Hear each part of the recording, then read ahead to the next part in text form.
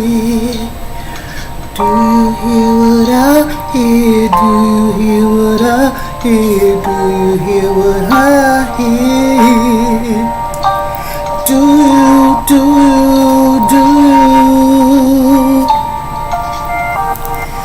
There's a sound softly whispering, so tender and gentle. It sounds like a breeze, yet so powerfully strong. It knocked me to my knees, watching and waiting, sound never fading, head to toe waving. All I am stating is I hear the wind, my. What is this that filled me up with what I know is bliss? Kiss, kiss, kiss. What is this? Do you hear what I hear? Do you hear what I hear? Do you hear what I hear? Do you hear what I hear? Do you, do you, do you? There's a sound softly whispering, so tender and gentle. It sounds like a breeze, yes, so powerfully strong. It knocked me to my knees, watching and waiting, sound never fading, head to toe waving. All I am stating is I hear the wind,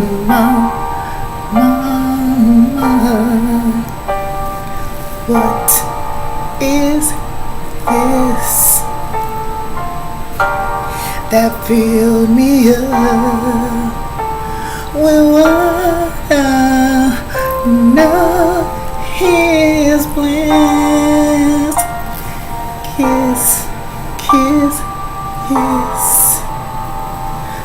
What is this? Do you hear what I hear?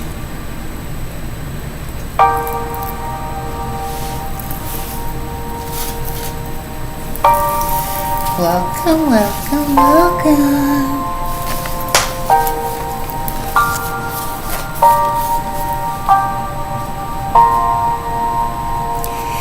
Today's little chat is releasing resistance and attachments. I remember reading about monks who would spend months and months making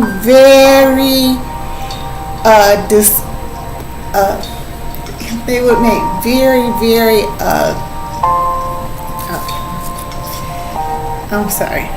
the monks would make very intricate designs and works out of art and art out of colored sand.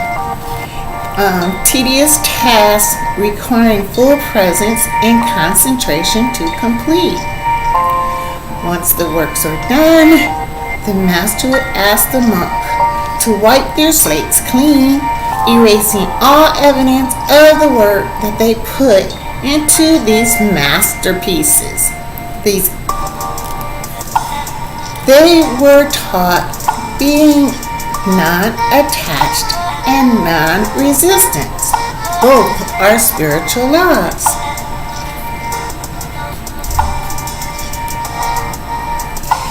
These are profound lessons to remember.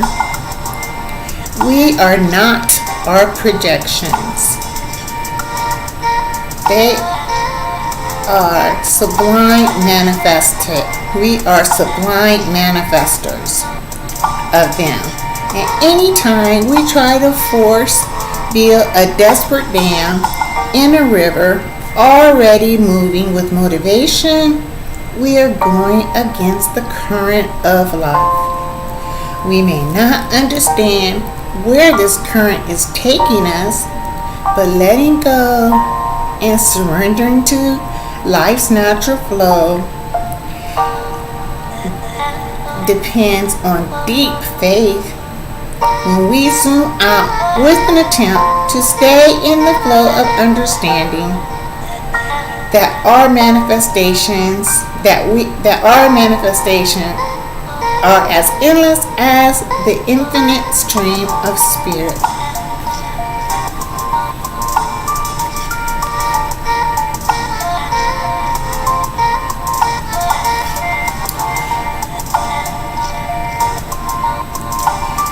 Resisting oneness and believing is the cause of chaos that connects inner and outer. Dancing on that bridge is life's greatest art form. There are so many having to let go of businesses, careers, peoples, personas, identities from the past. A lot of these identities are ideas about ourselves that we have become attached to.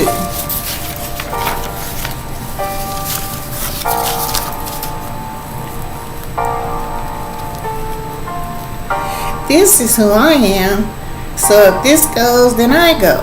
I am dead. If this dies, who am I? This is the subconscious question many face as we look at the pain of death, both literal and symbolic. Though many experience aspects of living or falling away helps us to recognize the beauty and uniqueness that always is without attachment to form. I don't need any person, the money, the status, the operating system to validate who I am.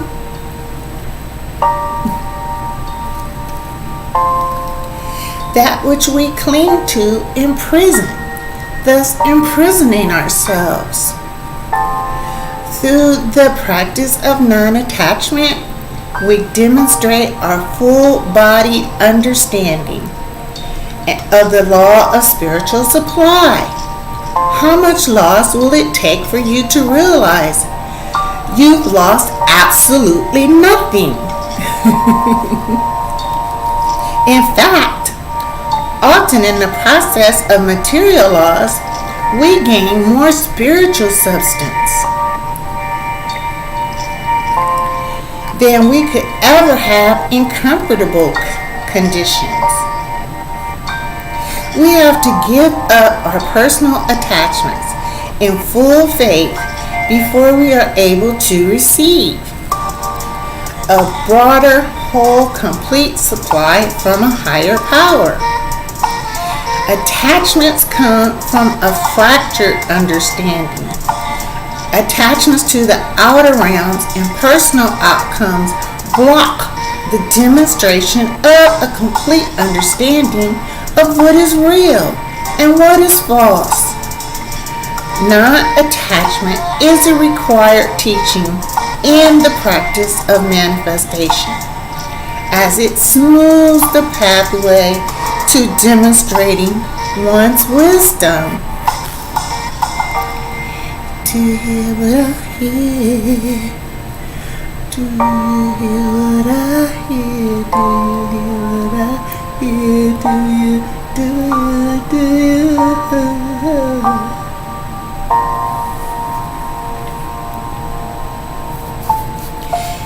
And yes, we are tested. Earth is a school. We did not incarnate for everything to be perfect, easy, and blissful, or without challenge. If soul didn't want challenge, your spirit wouldn't be here as an experiencer.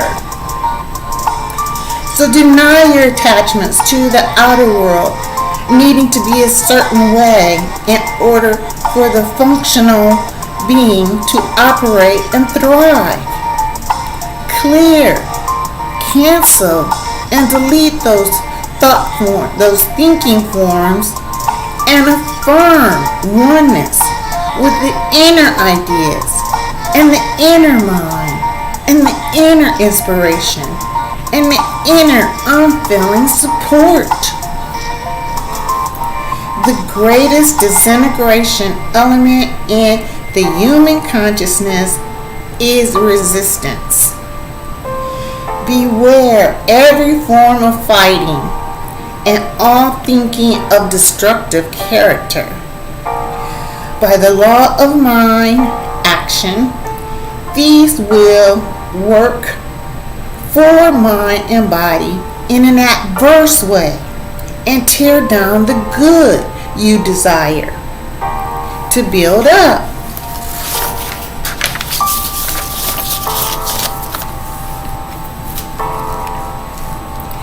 In non-resistance, there is no misuse of power through combativeness or through defensive tactics. The strength of all one's gifts are turned into manifestation through harmonies. Fighting, resisting, and opposing unwanted experiences, thinking, and displays in living hinder demonstration, because whatever you fight, you strengthen.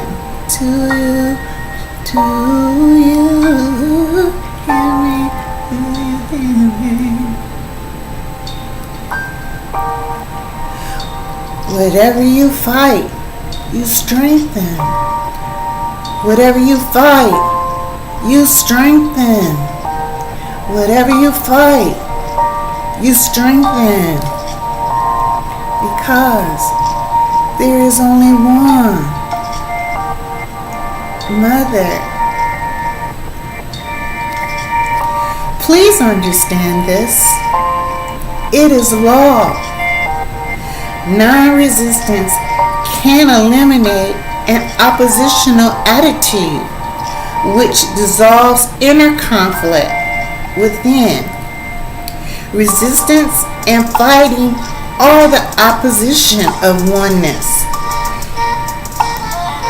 It takes away from a unity consciousness that the highest demonstrations of understanding are performed.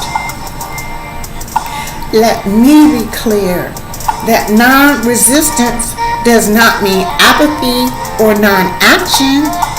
However, instead, focusing on what you don't want through non-resistance or fighting what is accepted, whatever, and begins to focus on what you do want. Amplify what good you see in your imagination through thought, word, and deed. Thought, the inner child. Word, I am. And deed, the inner I. Trust. It is usually acceptance that gives us a clear head, a stable center, and an ability to be less emotionally attached to outcome, so one can move through the necessary trials with grace. Truth be told, the practice of non-resistance mainly deals with the mind. It is an internal journey.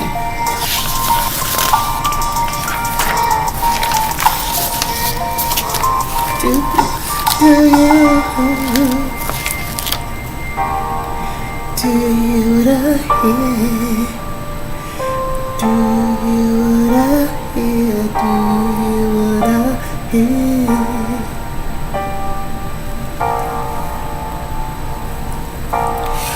I've tried with great might to express this deep truth to myself and on my vlog over the past year. There was a time in my life when I had no money, family, friends, medical help, a life serious of deep chaos, mountains of trauma, no degree, nowhere to go, and a lot of pain and destruction around. Then I found out all I needed was my inner sun. There was a flame that flickered in my heart. Only I could see it. And then I realized that the only way to rise again was to focus on my flame and to keep it lit. Year after year, that's what I did. That flame expanded to become physically manifested possibilities. That flame goes out when you are sick and poor and lost, or even when you die, because you didn't nurture it. That flame is the truth. Who is I am.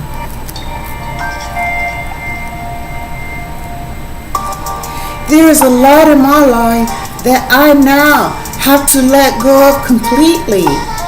The end of a great and epic chapter of my life. And I am here in final exams, mastering lessons I set out to master. I understand now how far I've come, how much less fear exists in my body when faced with loss, mystery, unknown, insecurity, and the responsibilities of being self-responsible. When all is lost, I come back to my flame. This is the ultimate reality and the deepest truth. There is always something greater to discover about yourself, your true self. And now I have learned to trust that totality.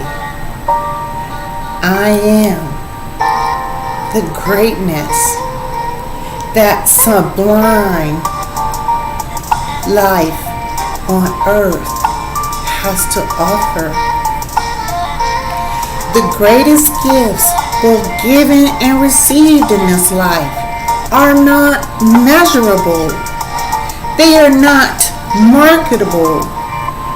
There may be no physical proof of richness, of experience and understanding, of living with which I am deeply intimate.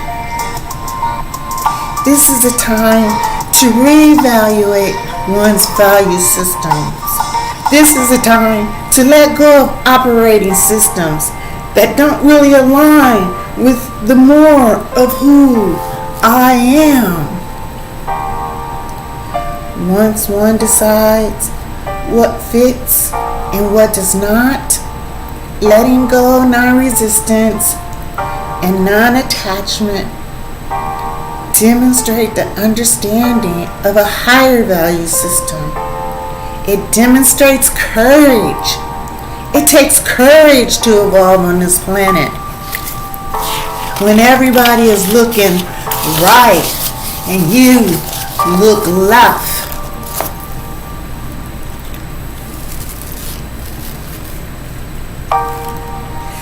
I have turned inward and trust what is inside. Leap forward into the unknown and let ether catch me. Does this mean there will be sparkling, dancing unicorns there, delivering cotton candy to a magical fairy house that instantaneously manifests into thin air? In a childlike mind, all is possible.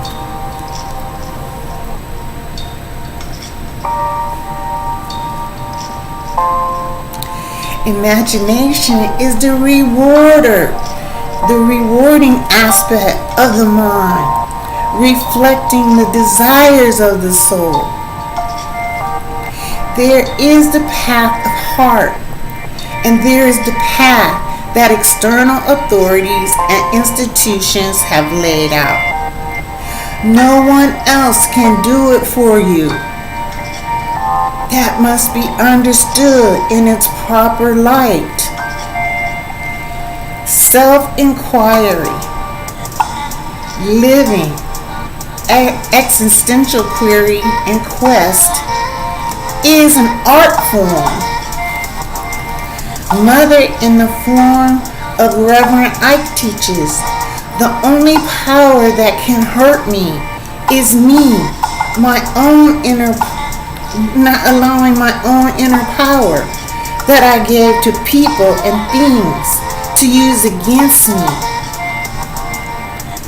The most wildly profound moments of my living experience and vision have been quiet and solitary. Intimate moments between me and the great mystery. I don't think I would trade those. I know I wouldn't trade those for anything in this world. And I don't get to sit in those moments of poetry without putting effort into the expansion of evolving consciousness and being an expanding light here on earth.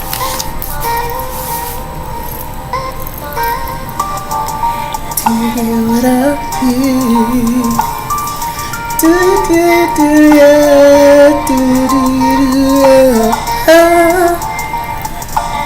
Our spiritual community is turning into a community of wannabe celebrities.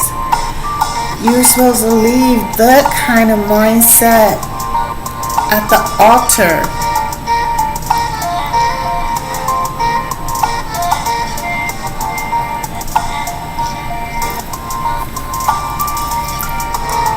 Namaste.